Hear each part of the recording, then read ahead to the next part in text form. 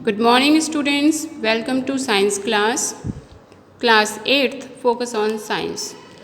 Students हम पढ़ रहे हैं चैप्टर 6 और हम चैप्टर 6 में बेटा काफ़ी सारे टॉपिक्स कवर कर चुके हैं। हमने इससे पहले पढ़ा था टॉपिक पॉल्यूशन। आज हम बेटा पॉल्यूशन से रिलेटेड ही नेक्स्ट टॉपिक पढ़ेंगे जिसे हम बोलते हैं ग्लोबल वार्मिंग। स्टूडेंट्स, जैसे कि आप सबको पता है कि हमारी पॉपुलेशन इतनी ज़्यादा इंक्रीज़ हो गई है जिसकी वजह से हम हद से ज़्यादा फ्यूल यूज़ कर रहे हैं। जितना ज़्यादा फ्यूल यूज़ करेंगे उतना ही ज़्यादा उसमें कंबशन होगा और वो डिफरेंट हार्मफुल गैसेस जैसे कि कार्बन डाइऑक्साइड और कार्बन मोनोऑक्साइड रिलीज़ करेंगे। कंबशन फ्यूल का होता है और वो कंबशन होने पर फ्यूल प्रोड्यूस करता है। अगर कंप्लीट कंबशन है तो कार्बन डाइऑक्साइड, अगर इनकम्प्लीट कंबशन है तो कार्बन मोनोऑक्साइड। ये दोनों के दोनों ही कार्बन पार्टिकल कैरी करते हैं। जितना ज़्यादा कार्बन डाइऑक्साइड हमारे एटमॉस्फेयर में आएगा उतनी ही कार्बन डाइऑक्साइड की कंसंट्रेशन बढ़ जाएगी। कंसंट्रेशन बढ़ने से मतलब है उसका अमाउंट बढ़ जाएगा हमारे अर्थ पर। ज़्यादा अगर कार्बन डाइऑक्साइड बढ़ेगा तो कार्बन डाइऑक्साइड में जो कार्बन होता है ना, कार्बन का एक नेचर होता है कि वो कार्बन डाइऑक्साइड हीट एनर्जी को ट्रैप करता है, मतलब एब्जॉर्ब करता है। तो जितना ज़्यादा कार्बन डाइऑक्साइड होगा उतनी ही ज़्यादा हीट एनर्जी होगी। जितनी ज़्यादा हीट एनर्जी होगा उतने ही हमारे अर्थ का टेम्परेचर बढ़ जाएगा। एक टर्म है आपकी बुक में बेटा ग्लोबल वार्मिंग। ग्लोबल मतलब ग्लोब यानी कि ये पूरा विश्व। वार्म मतलब गर्म, आईएनजी लग रहा है तो कंटिन्यूएशन प्रोसेस है, यानी कि कंटिन्यूसली फ्यूल कंबस्ट किया जा रहा है, कंबशन हो रहा है कंटिन्यूसली फ्यूल का और बहुत सारा कार्बन डाइऑक्साइड रिलीज़ हो रहा है। कार्बन डाइऑक्साइड ज़्यादा मात्रा में रिलीज़ होने की वजह से हमारे अर्थ का टेम्परेचर बढ़ता जा रहा है। जब अर्थ का टेम्परेचर बढ़ता जाएगा तो उसे हम कहते हैं ग्लोबल वार्मिंग, यानी ग्लोब वार्म हो रहा है, गर्म हो रहा है। और क्योंकि ये कंटिन्यूसली हो रहा है तो उसके पीछे लगा दिया आईएनजी। क्लियर? चलिए आज हम ग्लोबल वार्मिंग के बारे में ही पढ़ते हैं। जैसे कि आप सबको पता है कि सन अल्टीमेट सोर्स ऑफ लाइट है, ठीक है, यानी कि हीट एनर्जी जो है वो हमें सन से ही मिलती है, उसी से हम रिसीव करते हैं।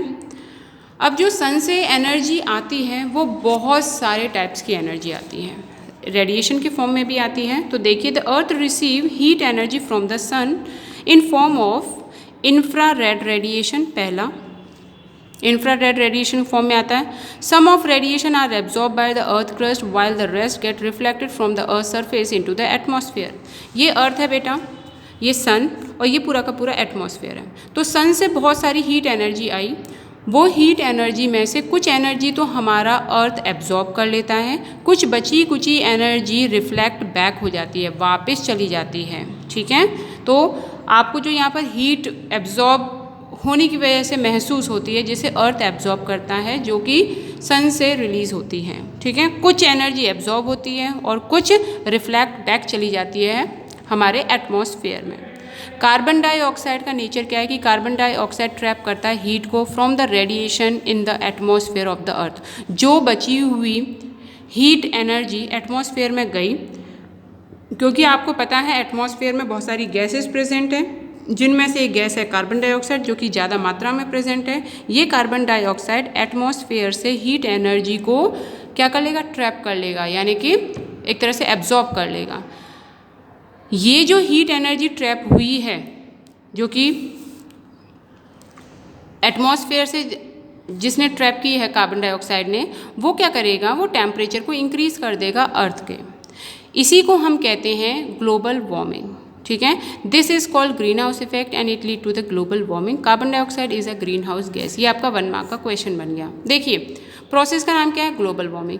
ग्रीन हाउस इफेक्ट क्या बोला गया है, ग्रीन हाउस इफेक्ट का मतलब क्या होता है, ग्रीन हाउस मतलब हरा घर।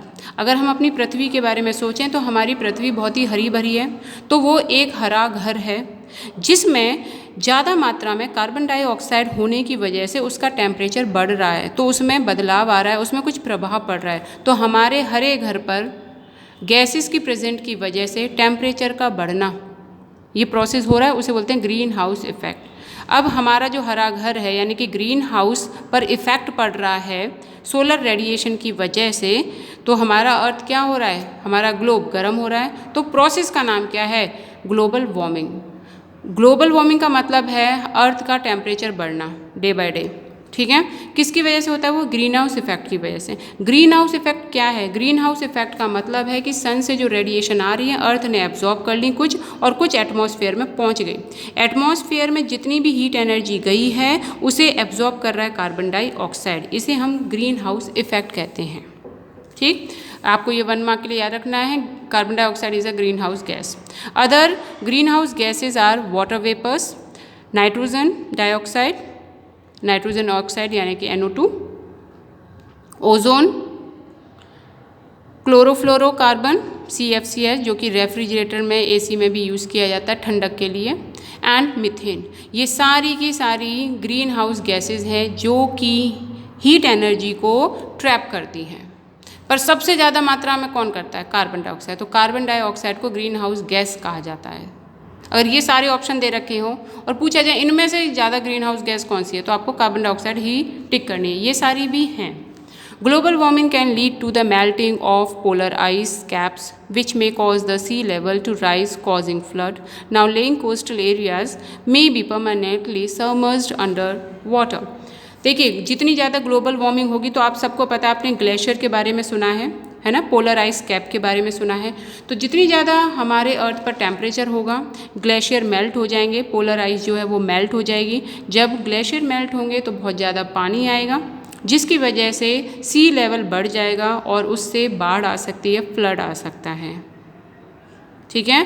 और लार्ज अमाउंट में पानी आने की वजह से आप सबको पता है बहुत ज़्यादा तबाही हो जाएगी। इसीलिए हमें कोशिश करनी है कम से कम फ्यूल हम यूज़ करें। अगर कम फ्यूल हम यूज़ करेंगे तो लार्ज अमाउंट में हम अपने अर्थ को ग्लोबल वार्मिंग से बचा पाएंगे, ठीक है बेटा। ये टॉपिक आप दोबारा एक बार रीड करिएगा, आपको क्लियर हो जाएगा। Next point, burning of coal and diesel releases sulphur dioxide. जब भी हम कोल और डीजल को जलाते हैं तो जलने पर वो सल्फर डाइऑक्साइड यानी कि SO2 गैस रिलीज़ करता है।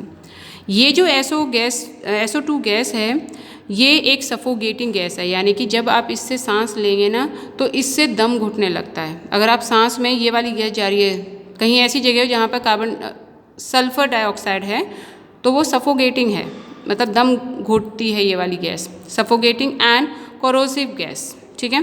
पेट्रोल इंजन, जितनी भी गाड़ी हैं जिनमें पेट्रोल के इंजन लगे हुए हैं, give of gases oxide of nitrogen. जितनी भी ऐसी गाड़ियाँ जो पेट्रोल से चलती हैं उनसे गैसेस के ऑक्साइड निकलते हैं। जैसे कौन कौन सी गैसेस के ऑक्साइड निकलेंगे, नाइट्रोजन डाइऑक्साइड निकलता है, सल्फर डाइऑक्साइड निकलता है, ठीक है। गैसेस में से नाइट्रोजन डाइऑक्साइड सबसे ज़्यादा। कोल और डीजल वाली जो गाड़ियाँ हैं उनसे सबसे ज़्यादा क्या निकलेगा, सल्फर डाइऑक्साइड। तो आपको ध्यान ये दो रखने हैं, सल्फर डाइऑक्साइड और नाइट्रोजन डाइऑक्साइड। तो ये गैस के फॉर्म में निकले पेट्रोल वाली गाड़ियों से नाइट्रोजन डाइऑक्साइड, डीजल वाली गाड़ियाँ या कोल को बर्न करने से सल्फर डाइऑक्साइड। ये जाके कहाँ पर पहुँच गए हमारे एटमॉस्फेयर में। एटमॉस्फेयर में जब बारिश होती है, सबसे पहली जो बारिश पड़ेगी उसमें सल्फर डाइऑक्साइड और नाइट्रोजन डाइऑक्साइड घुल जाते हैं। जब पानी में ये दो हार्मफुल गैसेस घुल जाती हैं तो वो पानी कैसा हो जाता है, एक तरह से एसिडिक हो जाता है, जिसे हम कहते हैं एसिड रेन। इसीलिए कहते हैं कि जो पहली बारिश होती है उसमें नहाना नहीं चाहिए। क्यों नहीं नहाना चाहिए, क्योंकि पहली बारिश का जो पानी होता है उसके अंदर सल्फर डाइऑक्साइड और नाइट्रोजन डाइऑक्साइड घुला हुआ होता है, जो कि हमारे लिए बहुत ज़्यादा हार्मफुल है, सफोगेटिंग गैस है। और ये जो बारिश होती है जो कि इनके साथ घुल के आती है सबसे पहली बारिश, क्योंकि पहली बारिश में ही ज़्यादा मात्रा में घुलेंगे, फिर धीरे धीरे कम हो जाता है इनका अमाउंट, उसे हम एसिड रेन कहते हैं। It is very harmful for crop, हमारे क्रॉप के लिए, बिल्डिंग के लिए और सॉइल के लिए ये बहुत ही ज़्यादा हार्मफुल रहती है। डायग्राम गिवन है जो कि आपको देखना है। It has been prove that the marble of the Taj Mahal is being damage by the acid rain, ठीक है। सल्फर डाइऑक्साइड और नाइट्रोजन डाइऑक्साइड में ये जो गैसेस प्रेजेंट हैं, इन गैसेस की वजह से जो हमारा ताजमहल है उसका जो मार्बल है, जो कि बहुत ही प्योर वाइट माना जाता है, वो येलो सा हो गया है। वो इसी के इफेक्ट की वजह से हुआ है। ओके, आपका होमवर्क है एंड इंटरेस्टिंग फैक्ट आप पढ़ेंगे। नेक्स्ट टॉपिक हम नेक्स्ट ऑनलाइन क्लास में डिस्कस करेंगे। Thank you all.